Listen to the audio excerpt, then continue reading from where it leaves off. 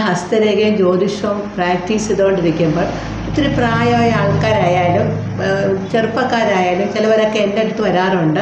പക്ഷേ ചെറുപ്പത്തിലുള്ള പയ്യന്മാർക്കായിരുന്നാലും പെൺകുട്ടികൾക്കായിരുന്നാലും വയസ്സായവരെയും കാട്ടി ആത്മീയത ഉണ്ടെന്നാണ് ഞാൻ മനസ്സിലാക്കിയിട്ടുള്ളത്. കാരണം ആത്മീയത വരുന്നതെല്ലാം നമ്മൾ പെർഫെക്റ്റായിട്ട് കർമ്മം ചെയ്ത് കഴിഞ്ഞാൽ, നല്ല കർമ്മം, പെർഫെക്റ്റായിട്ട് കർമ്മം നമ്മൾ എത്ര കാലം ജീവിച്ചോ അത്രയും കാലത്തെ കർമ്മമാണ് നമ്മളൊരു 6 സെൻസ് ലൈൻ, അതായത് 6ാം ഇന്ദ്രിയം എന്ന് പറയും, അവബോധരേഖ നമ്മുടെ കയ്യിൽ കാണും.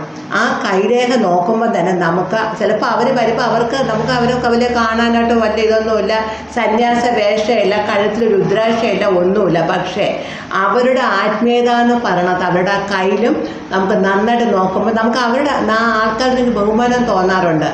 ആത്മീയത എന്ന് പറയണത് കയ്യിൽ മാത്രമല്ല, നെറ്റിയിലും ഉണ്ടാകും. നമ്മുടെ സൂര്യരേഖ, നെറ്റി, തുല്യം നെറ്റി, അതേപോലെ തന്നെ കയ്യിലും നമുക്കൊരു അല്ലാതെ കഴുത്തിലൊരു രുദ്രാക്ഷമാണെങ്കിൽ കുറേ കാവ്യ വസ്ത്രവും എല്ലാ മതത്തിലും ഉണ്ട്, ഓരോ വസ്ത്രം ഇട്ടിട്ട് മറ്റുള്ള അതൊന്നും അല്ല ആത്മീയത. ആത്മീയത എന്ന് പറയുന്നത് നമ്മുടെ കയ്യിൽ നോക്കുമ്പോൾ തന്നെ അറിയാനായിട്ട് അവർക്കൊരു 6 സെൻസ് രേഖയിൽ കാണും. പല കാര്യങ്ങളും അവർക്ക് മനസ്സിലാക്കാനും സാധിക്കും.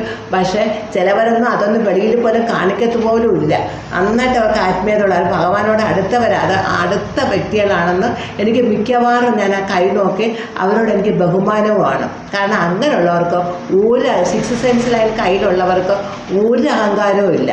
കാരണം ദൈവത്തിൻ്റെ അടുത്തെത്തിയവരാണ്, അവർക്ക് ആത്മീയത അങ്ങ് മുൻപന്തിയിലാണ്.